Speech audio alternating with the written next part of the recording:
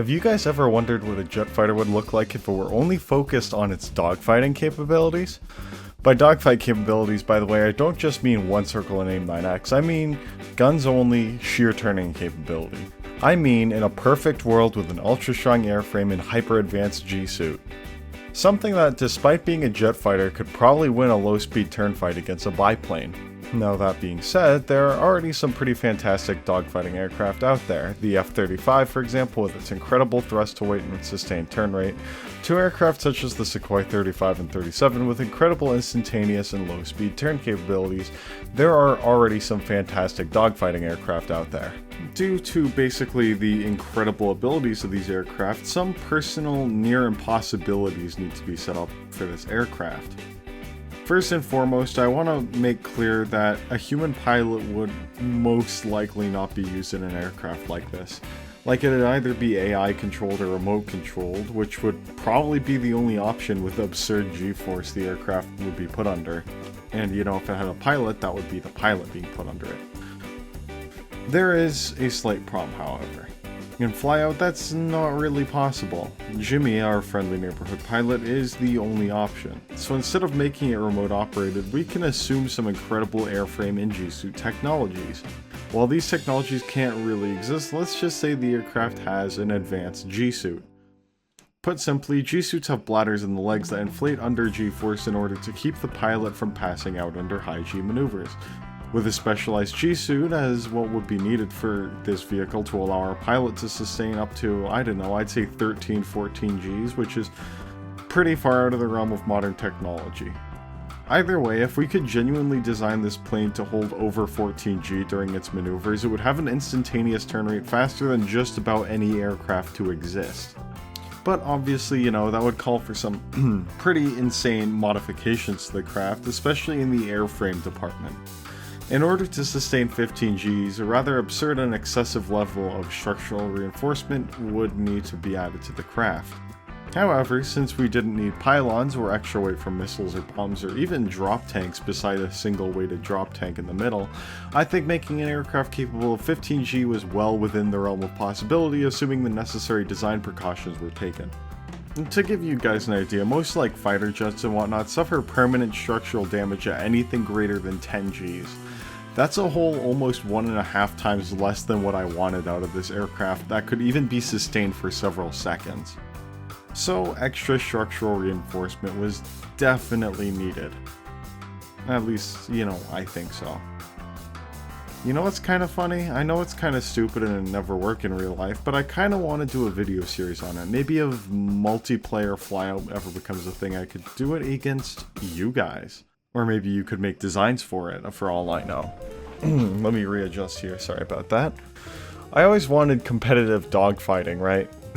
That already sounds so stupid, but I always wanted it to be a motorsport, even though it's so comically unattainable and dangerous. It's like, oh, some dude got splashed? Well, it looks like he's crashing straight into a house and killing 10 people. Or worse yet, it's over a stadium and the plane takes out 80 people. It's like we're taking after Mercedes during that one race, but instead of making cars fly, we're making planes, not fly. Well, anyways, Flyout gives me an excuse to make competitive dogfighting real. Might make different classes, tell me what you think in the comments below. Anyways, the class I would be operating this aircraft in would be referred to as Open Class. Almost like the Group B of the Sky, this class only had two requirements: that the vehicle would be reproducible and that it did not have thrust vectoring. Otherwise, some general classes for all vehicles were required to have two 25mm cannons and 600 rounds between the two. So that could be like 300 to both, 400, 200, however you want to do it. As long as there's 600 rounds in two 25mm, it's fine. The further down the classes you go, the aircraft have tighter restrictions on weight and engine performance until eventually you get to the propeller classes and whatnot.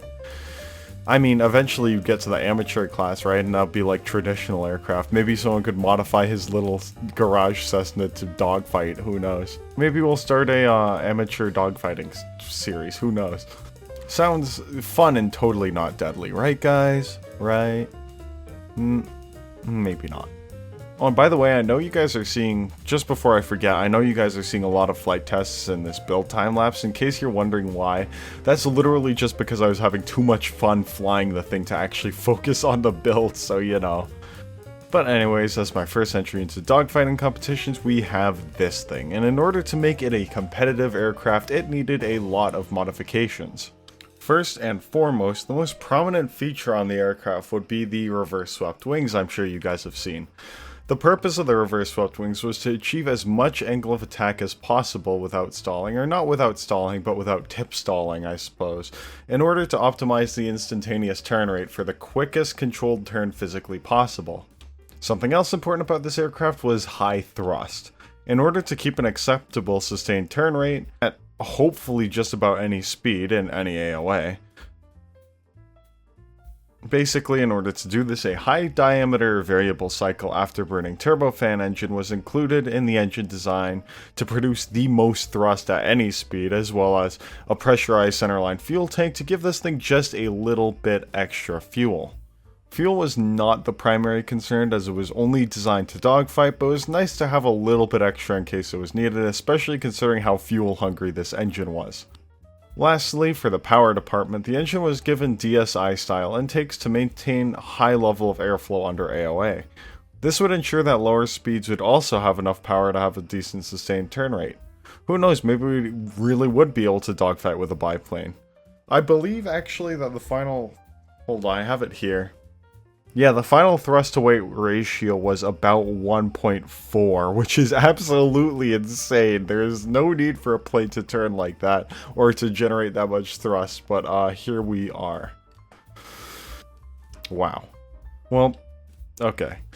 Due to the high AOA and thrust to weight, it was actually rather entertaining to fly, honestly. Like, one of my favorite maneuvers involved kind of like getting close to the ground, getting nice and slow, and almost hovering using the engine to keep you in the air. I'll definitely show that off in the outro flight, so keep your eyes peeled for the very end of the video. Either way, I was loving the way this thing was coming together, and of course it's technically a twin boom because of course it is.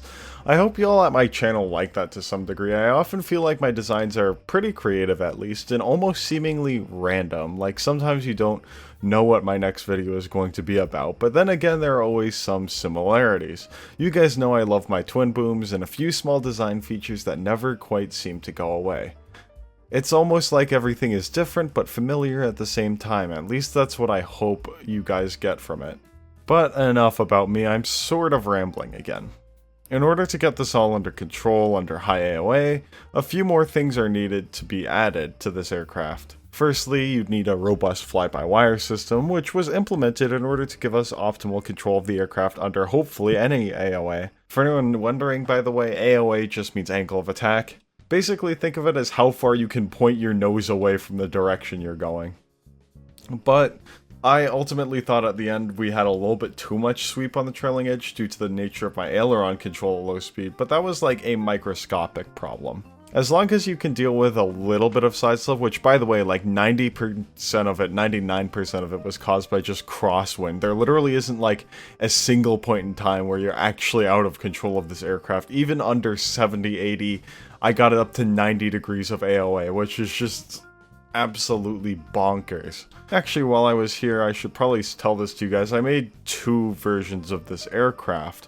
One of them, the one I hover with in the video, is sort of made it for fun. It's more entertaining than it is maneuverable, but it's still very maneuverable, don't get me wrong. But I also made a version with extra maneuverability, and that version has a gigantic lurks on the front of it, and of the two, that one is definitely better at dogfighting. 29 degrees per second sustained turn. What may not be so apparent to you guys is that the leading edge and trailing edge of both the canard and elevator also move. This allows the aircraft to maximize the amount of lift given to any control surface at any point in time, effectively making them into their own miniature main wings in control. Such a system would be far too complex for a regular production fighter jet, but on a specially designed dogfighting plane, I figured we could squeeze it in. Anyways, with some adjustments to the leading edge control system, fine-tuning with AOA damping up the canards, some improved actuations on the tail, my patent-pending variable cycle engines, my diverterless supersonic intakes, my fly-by-wire, and my other special angle of attack control, and other jargon that probably makes no sense to anyone besides me. We had an advanced control setup seen on just about no other plane before. Not much was left now though, with roundels and a custom name given by the members of my server. If you guys want to participate in that stuff, by the way, there is in fact a link in the description below. And of course, with that out of the way, and a wonderful cockpit, somewhat inspired by an F5E, we were ready to fly.